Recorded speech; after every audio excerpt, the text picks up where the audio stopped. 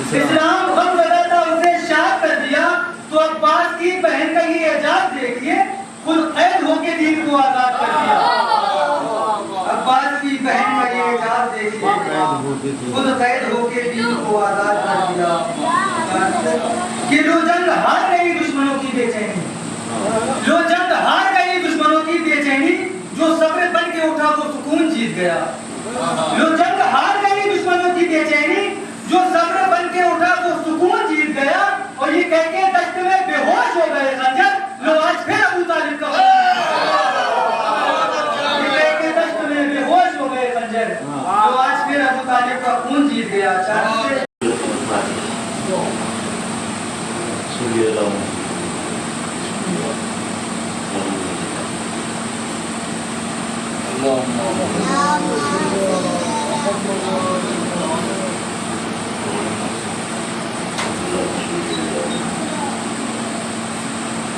لا حول ولا قوة إلا بالله العلي العظيم. حسبنا الله ونعم المولى ونعم الوكيل.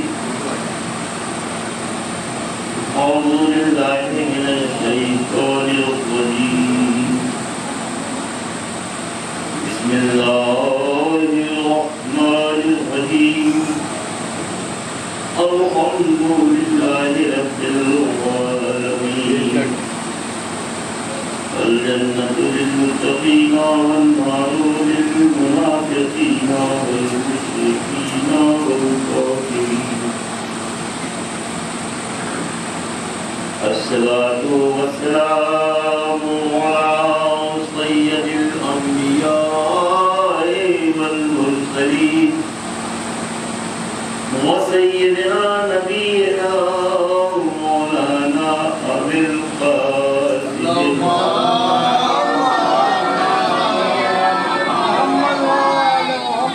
ثم الصلاة والسلام على أهل بيت سيدنا الطاهرين المعصومين المظلومين الذين علم الله عنهم الرجس وطهرهم تطهيرا.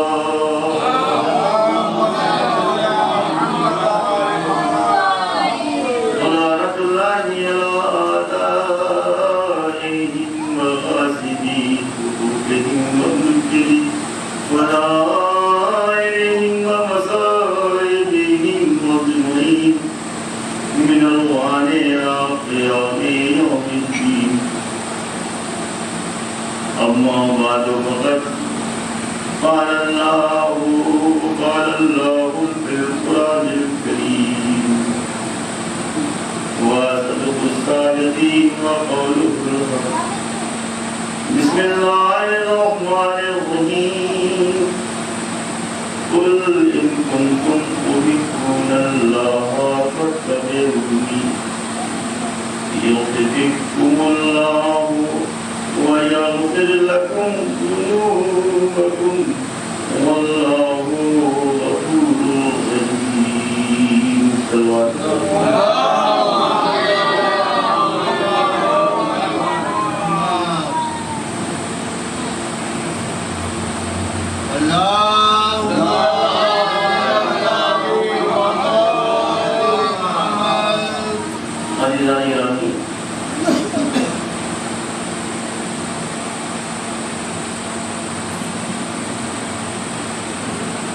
مقصد مشیعہ ذریعہ ہے قربانی شہیدان کربلا. یہ ذریعے انسان کو حقیقت تک پہنچانا.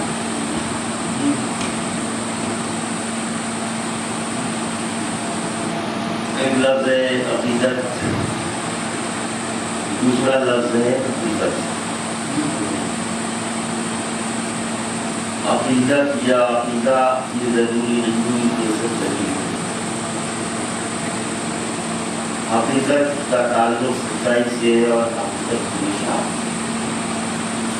صراط مستقیم پر ہوتی ہے. सरकार तशरीफ लाए। नारे सलवात।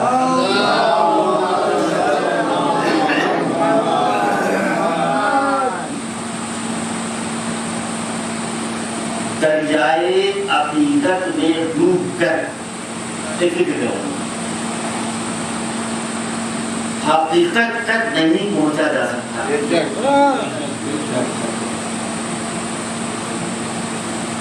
जरूरत इस बात की है कि अकीदत और हकीकत के बीच में अदालत हो,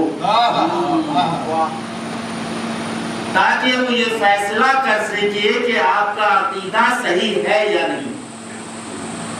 वाक़यात मौजूद है हज़रात बातें आज मैं बहुत थक जाऊँ, मेरा ऐसी बात है कि दिन भर आपके साथ और आप भी थके हो, जब मैं अपना थकान महसूस कर रहा हूँ, फिर भी मेरा मेंबर आने के बाद एक जोश पैदा हो जाता है। दरूद पर मोहम्मद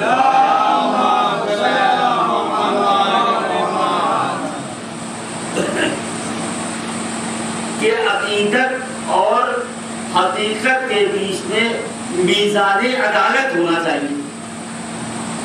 अल्लाह की सिफात सबूतिया में या उसूल दीन में सबसे पहला लफ्ज़ तौहीद आता है, उसके बाद अदालत। अल्लाह को भी मानना है तो अदालत के साथ। तो ये अज़ीज़ान गिरामी, जिस इंसान ने सिर्फ अकीदत को अपने मजबूत किया, वो फैसला नहीं कर सकता कि हकीकत क्या है। वाक़यात मौजूद है अज़ीज़ान गिरामी, तारीख़ें उठा करके देखिए। मेरे ख्याल से किताबुल तहज़ीब है कौन सी, उसमें एक वाक़या मैंने पढ़ा, लिखा हुआ है एक साहब मौलाए कायनात के पास आ गए और बड़ा मोहब्बत करते थे, आपसे बहुत मोहब्बत करता हूँ, क्या कहना। ये वाक़या तारीख के अंदर बराबर रहते हैं और आगे होते रहते हैं, आपसे बहुत मोहब्बत करता हूँ, लेकिन मौला कुछ जरा हजरत अमीर शाम से भी हमारी उल्फत है, यानी उधर भी अकीदत है और इधर भी अकीदत है, उनसे भी मोहब्बत है और इनसे भी मोहब्बत है। उनको भी हम चाहते हैं, अच्छा समझते हैं, आपको भी अच्छा समझते हैं। तो मौला सुनते रहे, सुनने के बाद कहने लगे कि मजाक न वाजिए मेरा। मौला ने कहा तुम काने हो, दरूद पर मोहम्मद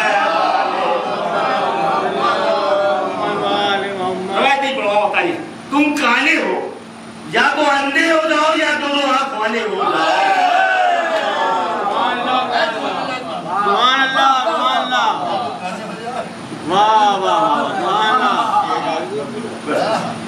या तो अंधे हो जाओ, दोनों आंख राइट करो, वहीं चले जाओ, अगर फिर दोनों आंख वाले हो जाओ। यानी फैसला इंसान कुछ ऐसा मतलब है कि जब तक वो अदालत में अपने को नहीं उतारेगा वो तय नहीं कर सकता है। जंग जमल हो रही, एक तरफ मुकद्दस खातून दुनिया जिनकी दीवानी है, और भी तो थी, उनकी दीवानी क्यों मुझे कुछ समझ नहीं आया। उन्हीं की दीवानी, जब देखो उन्हीं का फलसफा, उन्हीं के बस फरज़ाइल पढ़े जा रहे हैं। और दूसरी तरफ बिन्ते रसूल के शौहर, रसूल अकरम के भाई,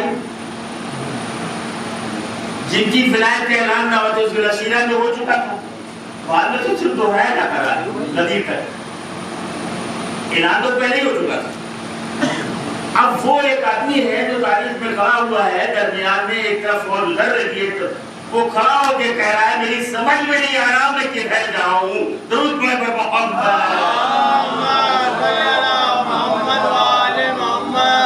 क्योंकि वो अदालत कहीं नहीं रहा तो हकीकत तक पहुंचे कैसे। अब वो 20 मिनट का हुआ है, ना इधर का उधर करे तो क्या करे। ये वाक़यात मौजूद है तारीख के अंदर निगरानी, और बहुत से वाक़यात इस तरह के पड़े कि हमें उनसे भी मोहब्बत है और इनसे भी मोहब्बत है, उनको कैसे छोड़े और उनको कैसे छोड़े पकड़े, ये सब होता रहता है। लिहाजा हकीकत तक पहुंचने के लिए आइए कुरान मजीद फैसला करेगा। भाई हम सिर्फ बात कर रहे हैं, दुनिया के तमाम हमारे इस्लाम के मकातब फिक्र जितने मौजूद हैं उनके अंदर कोई फैसला अगर लिया जाए इस ज़माने में तो कुरान मजीद से अच्छा क्या फैसला हो सकता है। कुरान मजीद अच्छी क्या है, उसने जो अदालत कर दे हमारे और सबके दरमियान। हम नहीं कहते कि हम सिरात मुस्तकीम है, लेकिन आइए अदालत के पुरानी अदालत क्या जाइए वो फैसला करे। अज़ीज़ान गिरामी, میں کیا بتاؤں کہ میں زیادہ کچھ نہیں کہنا چاہتا. مولانا حافظ صاحب آتے ہیں, یہ قرآن مجید سے حقیقت کو سمجھنا بھی بڑا مشکل ہو گیا ہے. عربی زبان ہے, پھر اس کا پھیلاؤ کچھ اس طرح سے ہے کہ جس طرح سے مطلب ایک مثال آپ کی خدمت میں عرض کروں, بس آپ سمجھ لیجیے گا کہ اگر اسلام سے ہٹ کر کوئی دوسرے مذہب والے یہ چاہے کہ ہم قرآن سے سچائی کا پتہ لگا لیں تو وہ کنفیوز ہو جائیں گے.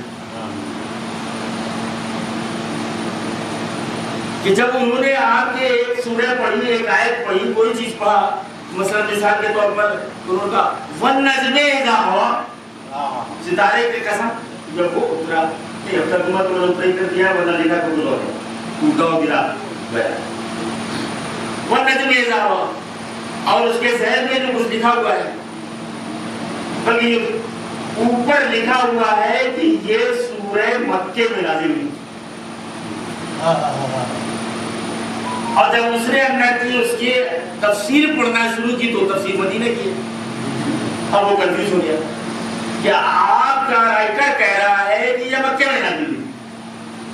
ہمارے کیا نام شارف صاحب تشریف لائیے, سامنے لائیے, آپ کا چہرہ نہیں دکھائی دے رہا ہے, جو کہ آپ مجھے بہت حوصلہ دیتے ہیں کہ اوپر پر محمد والے.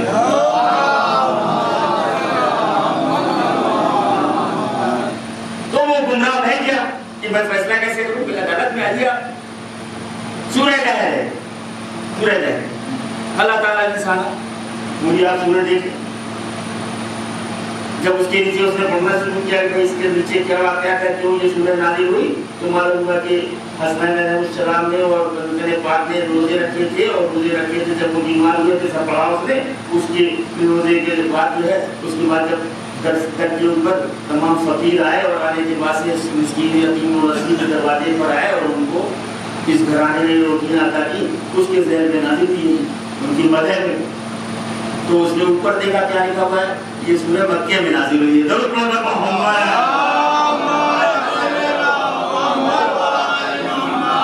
اب وہ کیسے فیصلہ کرے گا, ہم تو آپ نہیں جائے, وہ کیسے فیصلہ کرے گا یہ قرآن مجید کیا کہتا ہے. تم کو کچھ اور لگاتے ہو, وہاں کچھ اور لگا ہوا ہے, نازل کہیں اور ہوئی ہے, پھر کہیں اور کر دیتے ہو. یہ کون سا پیشکش ہے, کون سی چوری ہے, قرآن مجید کے ساتھ یہی ہوا ہے. درود پڑھو محمد.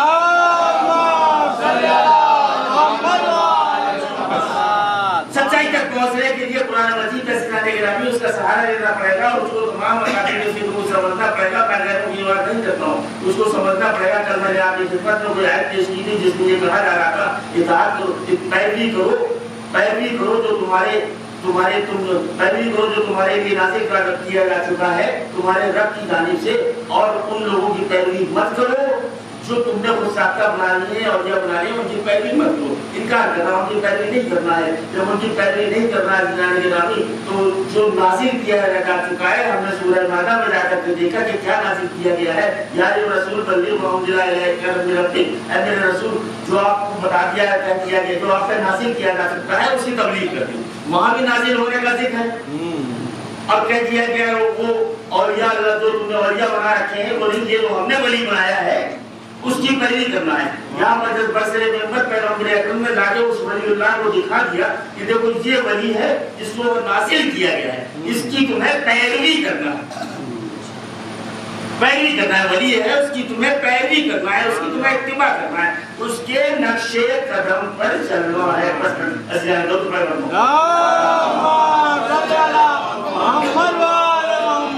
سورۃ الحجر میں ارشاد ہو رہا ہے 15-16 لقد جعلنا فی السماء بروجا, بے شک ہم نے آسمان میں برج بنائے. لقد جعلنا فی السماء بروجا, ہم نے آسمان میں آسمان میں برج بنائے. اور اس کے بعد ارشاد ہو رہا ہے زینہا للناظرین, اور ان کو زینت دی ہے دیکھنے والوں کے لیے. اس کے بعد ہو رہا ہے شاید حفظہما من کل شیطان رجیم، اور ہم نے ان بروج کی حفاظت کی ہے شیطان رجیم سے. ضرور پڑھیں محمد وآل محمد. ہمیں وہ اب اگر اس کو ہم ظاہری علم سے اور ظاہری معنوں سے سمجھنا چاہیں تو ہم سمجھیں گے کہ آسمان میں کوئی چیز بنائی گئی ہے، زینے بنائے گئے ہیں، برج کے مطلب زینہ سمجھ لیں، سیڑھی سمجھ لیں، منزلیں سمجھ لیں، وہ بنائے گئے ہیں، اللہ نے ہم نے بنائے ہیں، اور وہ دیکھنے والوں کے لیے زینت ہے. اور ہمیں تو کیا کوئی دکھ ہی نہیں رہا ہے، کوئی محل ایک ہی دکھ جاتا، ایک ہی برج دکھ جاتا، ایک دکھ جاتا، اور اس کے بعد ہم دیکھ کے خوش ہو جاتے ہیں کہ وہ اللہ نے زینت کی. اگر ہم یہ دیکھتے کہ شیطان نے ان پر حملہ کیا ہے تو اس اللہ نے اس کی حفاظت کرتی. ٹھیک ہے بھیا. اب میں نے جب اس سلسلے میں سے آنے کا تلاش کرنا شروع کیا کہ یہ غیر مسلموں نے اپنی ریسرچ کے بعد بتایا کہ اللہ نے 12 برج بنائے. آسمان میں 12 برج ہیں، وہ کہتے ہیں برج 12، اور 12 کا نام دیا ہے. پہلے برج کا نام ہے حمل. یعنی اب آپ کو ستاروں کی دنیا میں آپ چلے جائیں، وہ جو کومسٹ ہیں اور جو ستارہ پرست ہیں، جو ستاروں سے علم حاصل کرتے ہیں، وہ کہتے ہیں کہ پہلا برج جو ہے وہ 12 برج ہیں. پہلا برج جو ہے وہ داخل ہوتا ہے 21 مارچ کو. اب آپ کی ذہن پہنچ جاؤ گے 21 مارچ ہے. غدیر کا اعلان جب ہوا تھا تو تاریخ 21 مارچ تھی. درود پڑھ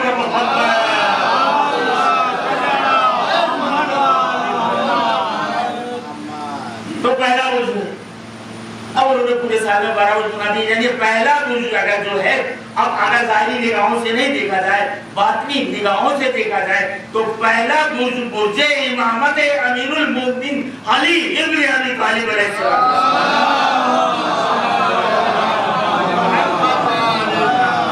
پتہ ہمارے آپ کو کچھ نہیں سمجھنا آئے گا، ہم سمجھ نہیں پائیں گے کیا ہے. ہمیں تو آنا پڑے گا، تاریخ ڈھونڈنا پڑے گا، غیروں سے فائدہ اٹھانا پڑے گا، ان کے علم سے سمجھنا پڑے گا.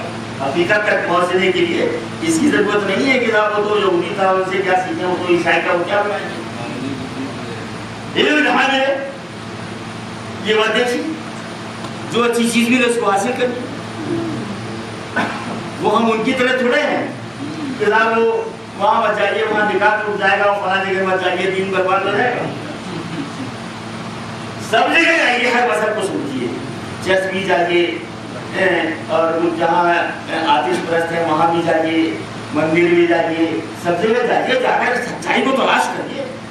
یہ ہر انسان کا فریضہ ہے. کسی جب دنیا میں آیا تو اس کا فرض ہے کہ سچائی کو، حقیقت کو تلاش کرے. اللہ نے تمہیں پیدا کیا ہے، کسی مذہب سے کوئی تعلق نہیں، حقیقت کو تلاش کریے. اور پھر مذہب اہل بیت کے اندر رہ کر کے بھی حقیقت کو تلاش کریے. میں سجانے نامی کوئی قبر سے نہیں کر رہا، کوئی نصیحت نہیں کر رہا، لیکن کیا کہا جا سکتا ہے کہ جو مذہب اہل بیت کے اندر ہے وہ سب کچھ صحیح چل رہا ہے.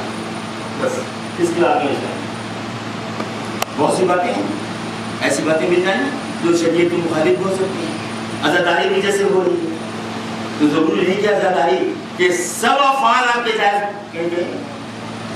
ایسا نہیں ہو سکتا جو شریعت اختیار کر رہا ہے، اس میں بھی آپ کو غور کرنا ہے.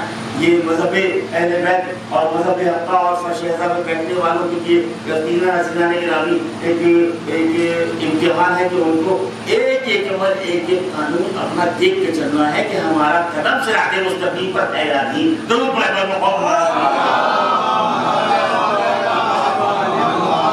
بس حسینان گرامی.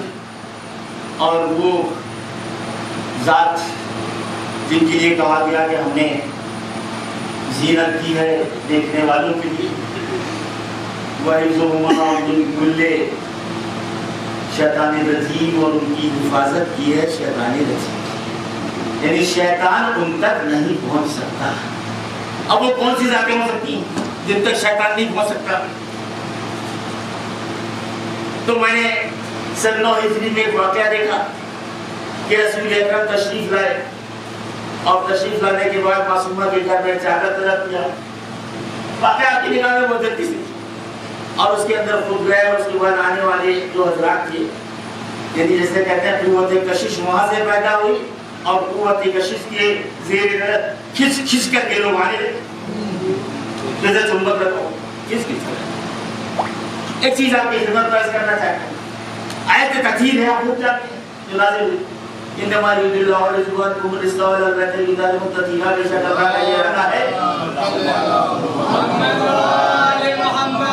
بے شک اللہ کا یہ ارادہ ہے اب ارادے سے کبھی اپنا ارادہ مت سمجھ لیجیے وہاں ارادہ ہی کام کرتا ہے سورہ یاسین پڑھ کے دیکھیے انما فائدہ ارادہ اگر اللہ کا ارادہ جب ہوتا ہے کسی شے کے بارے میں یہ بولا لو کن فیکون وہ کہتا ہے کو ہو جا یہ بات ہی ہمارے سمجھانے کی ہے کن فیکون کرتا ہو وہ یہ کن فیکون کی نہیں کہتا ہے ضرور پڑھے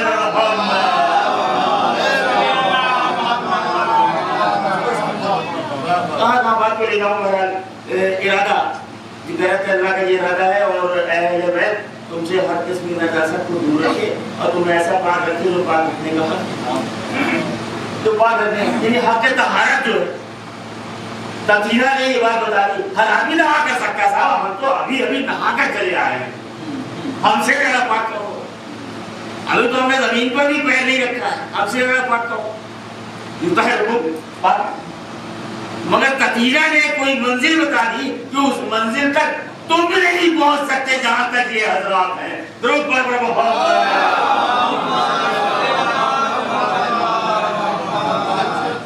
تو بہرحال ایک فکر میری تھی میں نے وہاں تک پہنچا اور میں نے سوچا کہ آخر یہ آیت تطہیر جب آئی تو سن 9 ہجری میں معاہدے سے چند روز تھا بھائی سب چیز دیکھنا پڑے گا ایسے نہیں دیکھنا پڑے گا کب نازل ہوئی معاہدے سے چند روز قبل نازل کہ رسول اللہ کو وعدہ کرنا ہے جناب طہارت کا اعلان پہلے کر دیا طہارت کی صداقت پہلے لے دی تو جب یہ نازل ہوئی تو عزیزان نے گرامی کون کون ذاتیں تھیں اس کے اندر رسول اکرم مولا کائنات معصومہ زہرا امام حسن امام حسین ایک شعر میں نے کہا ذرا اس کو فکر میں آپ لائیے امام حسین علیہ السلام کی ذہن میں 4 تھے عصمت کے پیکر 3 ہجری سن 3 شعبان سن 4 ہجری کے پہلے ولادت امام حسین علیہ السلام کے تاریخ سے پہلے جلدی بول رہے ہیں امام حسین کے اس دنیا میں تشریف لانے سے پہلے 4 معصوم تھے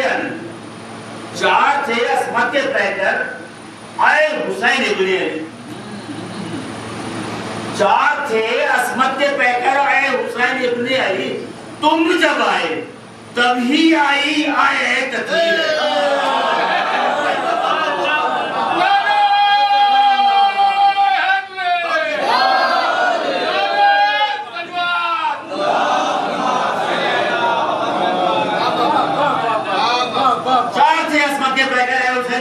تم جب آئے کبھی آیت تطہیر ہے یقیناً آپ نے داد دے دیا حق ادا کر دیا مگر ابھی بھی آپ نے سمجھا نہیں 3 شعبان 4 ہجری اور آیت کب نازل ہو رہی ہے 9 ہجری تو یہ 5 سال انتظار کیوں کیا گیا 5 سال انتظار کیوں کیا گیا آپ نے غور کیا کوئی مسئلہ الہی ہے آپ غور کر سکتے ہیں سوچ سکتے ہیں فکر نکال سکتے ہیں اعتراض نہیں سمجھنے کی یہ 5 سال انتظار کیوں کیا اگر امام حسین جب پیدا ہوئے تھے رسول کی گود میں تھے اور اس وقت وہ معصومہ دے کر جاتے یہاں بیٹھتے اور چادر بنا کر کے امام حسین کو چادر کے لے کے اندر چلے جاتے تو دنیا یہ کہتی وہ تو گود میں لیے ہوئے تھے آئے تطہیر سے کیا مسئلہ ہوتا ہے معترضین تو موجود ہی نا دوسرے اہل بیت رکھنے والے دوسرے حسین رکھنے والے آئے تطہیر سے کیا مطلب تو گود میں سے چلے گئے ایک مسئلے کو حل کروں گا اتنا انتظار کر لو جو خود اپنے پیروں سے چل کر کے چادر میں یہ جائیں منزل طہارت تک اعلان طہارت تک سپلائی طہارت تک کھینچ کر کے جائیں آپ تو کوئی اعتراض نہیں کر سکتا ہے نہیں کر سکتا جناب گرامی بس اسی منزل پر آ کر میں آپ سے خدمت میں کچھ باتیں عرض کرنا چاہتا ہوں کہ یہ اعتراض ہمارے پاس ہوا کرتا ہے میدان کربلا کا شب عاشور ہے اعتراض کیا کرتے ہیں دیکھو بس میں نے بات کو کر دیا یہیں سے آئی باقی پھر کبھی شب عاشور ہے. لوگ کہتے ہیں دنیا یہ کہتی ہے وہ تو کیا کرتے, یہ تو حسین کے ساتھ آئے تھے, یزید کا پہرا گر چکا تھا, پھنس گئے تھے, حسین کا ساتھ چھوڑ کر جا نہیں پائے, جاتے تو کیسے جاتے پہرا لگاؤ گا. ہمیں پہلے یہ تو دیکھو کہ یہ آئے کیسے تھے, آئے کیسے تھے, امام حسین کے پاس پہنچے کیسے تھے, تب تو یہ کہہ سکتے ہو کہ یہ جاتے کیسے. اگر جانا ہی تھا تو آتے کیوں, یہ چھوڑ کر جانا ہی تھا تو آتے کیوں. امام حسین علیہ السلام نے حضرات گرامی, لوگ کہتے ہیں کہ امتحان لیا اپنے صحابہ کا. استغفر اللہ, میں توبہ کرتا ہوں, امام حسین نے اپنے اصحاب کا امتحان نہیں لیا. امتحان تو پہلے ہی ہو چکا تھا. جس کو اس معیار پر سمجھتے تھے اس کو بلا لیا, اور جس کو سمجھتے تھے کہ نہیں یہ نہیں ٹک سکتا ہے صداقت کے میدان میں, اس کو واپس کر دیا. ہوئے نہیں ہو.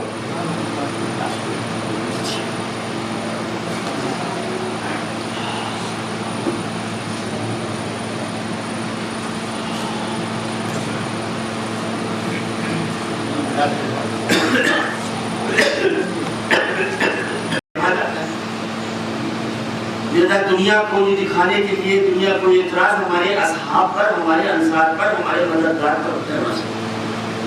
آئے دنیا والے آگے دیکھیں کہ شب عاشور ہے اور امام حسین کے اصحاب بیٹھے ہوئے ہیں,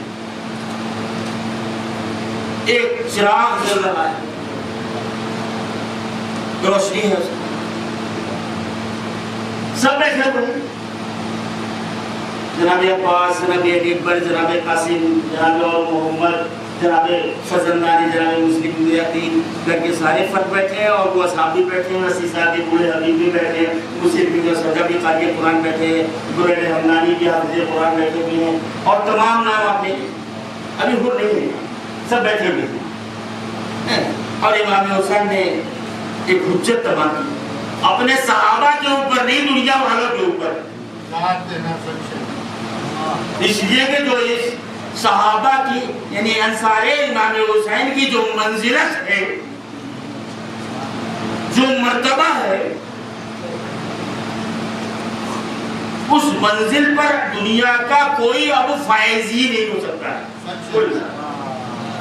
تو امام حسین نے دنیا والوں کو دکھانے کے لیے ایک کام کیا, اور دیکھو میرے چاہنے والے کیسے ہیں.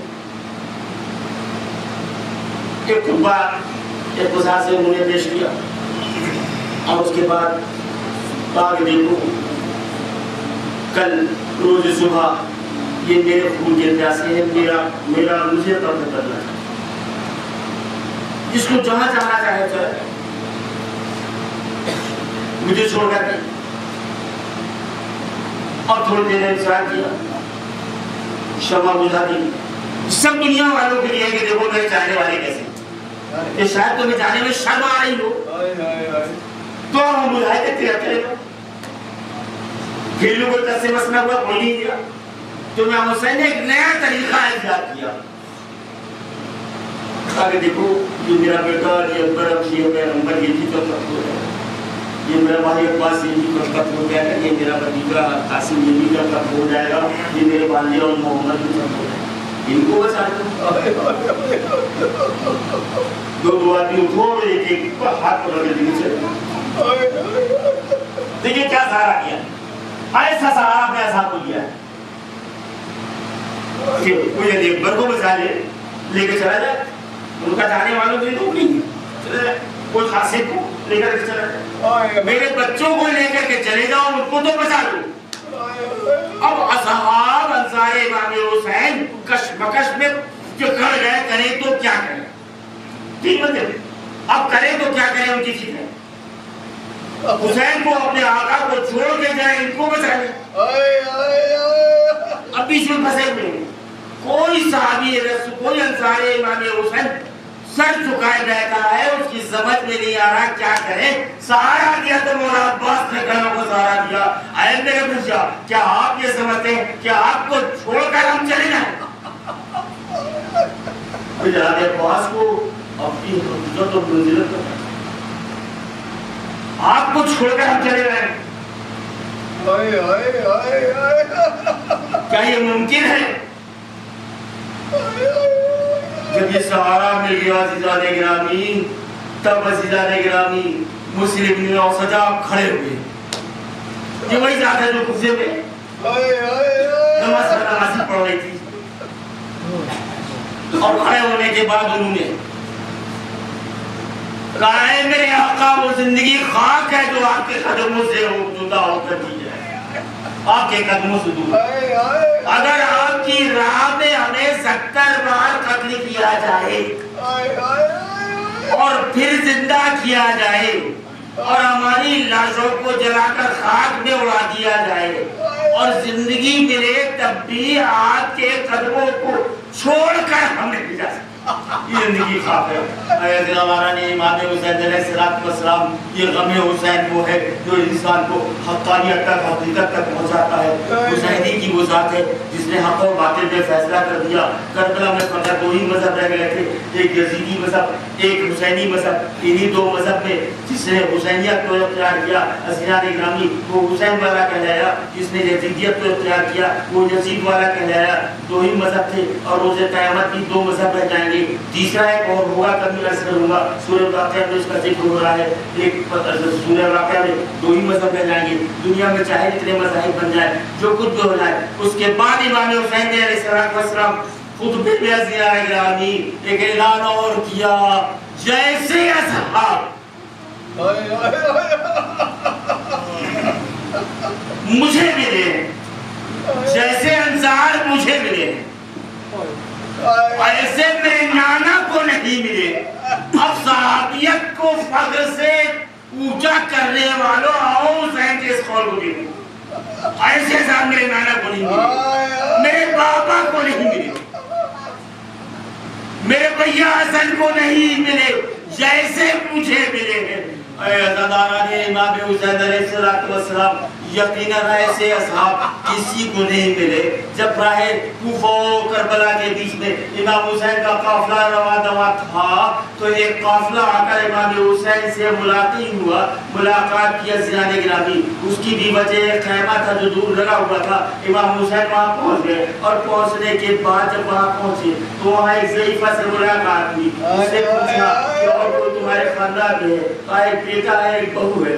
بیٹا ہمارا جو ہے وہ چلیے کے سلسلے میں گیا ہے. کہا تمہیں کوئی پریشانی ہے؟ کہا ہاں پریشانی تو کوئی نہیں، اب پانی کی بہت قلت ہے. اس کے بعد امام حسین نے نیزہ نکالا اور نکالنے کے بعد زمین پہ کہا اور ڈالنے کے بعد جب نیزہ کھینچا تو پانی ابلنے لگا، چشمہ ابلنے لگا. کہا ہے بی بی مولا تمہارے لیے پانی کا انتظام ہم نے کر دیا ہے، جب تمہارا بیٹا ہے تو اس سے بتا دینا کہ کون آیا ہے. آئے وہاں میں عبداللہ کرتی تو پانی دیکھا. پوچھا انہوں نے اپنی ماں سے یہ کیا؟ کہا وہ بہت خوبصورت سے جوان آئے تھے، ان کا قافلہ ٹھہرا. اپنے کو فرزند فاطمہ بتا گئے، رسول کی بیٹی کا فرزند. وہ آئے تھے رسول کی بیٹی کے فرزند. فوراً دربار امام حسین علیہ السلام سے حاضر ہوئے اور اس کے بعد اپنے قافلے کو لے گئے امام حسین کے ساتھ تھے. یہ وہ ہستی تھی جو ابھی 3 دن پہلے مسلمان تھی اور اب امام کے قدموں کو چھوڑ کے جانے کو تیار تھی. روز عاشورہ کا وہ ان کی قربانیاں عزیزان گرامی ماں اور بیٹے کی کہ جب جنگ کا بڑا بازار گرم ہوا تو وہاں ابن عبداللہ قلبی امام کی خدمت میں پہنچ جاتے تھے. مولا ہمیں نہیں جا کرتے تھی، جب اجازت مل گئی تو گھر میں آئے، ماں سے ذکر کیا. اپنی بیوی جس کا عہد ابھی چند دن پہلے ہوا تھا تو اس نے کہا نہیں میں معصومہ کے بیٹے کے اوپر قربانی سے نہیں روکی، مگر مجھے اپنے آقا کے پاس لے کر میں پہلے تمہارے آقا کے پاس چلا تھا، لے کے آئے. آقا یہ غلام نبی جو ہے یہ کچھ آپ سے کہنا چاہتے. امام نے اس طرف رخ کیا. تو کہنے لگی آقا یہ تو ہمارے سرپرست والی آپ کی راہ میں شہید ہو کر جنت کو چلے جائیں. صرف ایک وعدہ ان سے کرا دیے کہ جنت میں تنہا نہیں جائیں, ہمیں لے کر کے جائیں. امام نے ضمانت دے دی, میں ضمانت دیتا ہوں, تم تنہا نہیں جاؤ گے جنت میں, میں ضمانت دے تمہیں ساتھ دیں گے. اب امام کی ضمانت کا مطلب آپ سمجھتے ہیں کیا؟ جب وہاں ابن عبداللہ کرگی نے جنگ کی اور جنگ میں نمایاں انجام دیا, دشمنوں نے گھیر کر کو قتل کر دیا, سر کو جدا کر دیا. یہ زوجہ اور ماں کھڑے ہو کر کے اس جنگ کو بھی دیکھ رہی تھی, بیٹے کا قتل ہونا ماں بھی دیکھ رہی تھی, شوہر کا قتل ہونا بیوی بھی دیکھ رہی تھی. ایک ملعون نے سر کو جدا کرنے کے بعد اٹھایا اور اٹھا کر ماں کی طرف پھینک دیا. جب ماں نے اس سر کو پایا, دیکھا اپنے لال کے سر کو اٹھایا اور اٹھانے کے بعد عزیزان گرامی اس سر کو اٹھانے کے بعد بوسا دیا, چوما, اور چومنے کے بعد ایک جملہ کا ہم جو راہ خدا میں دیکھتے تھے اسے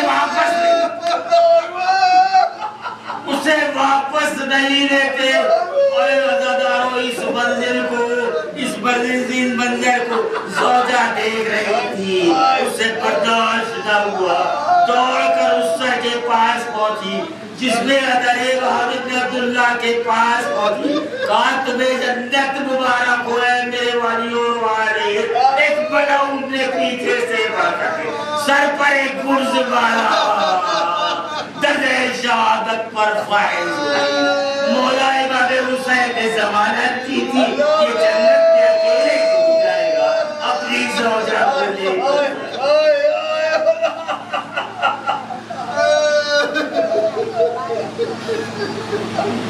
لعنت اللہ علی قوم الظالمین. ظالم الذین ظلموا ایاهم انا للہ و انا الیہ راجعون. رضا بالقضاء و تسلیم. اللهم الغن فقدت الامام حسین علیہ السلام واولاده و اصحابه اجمعین. ماتمی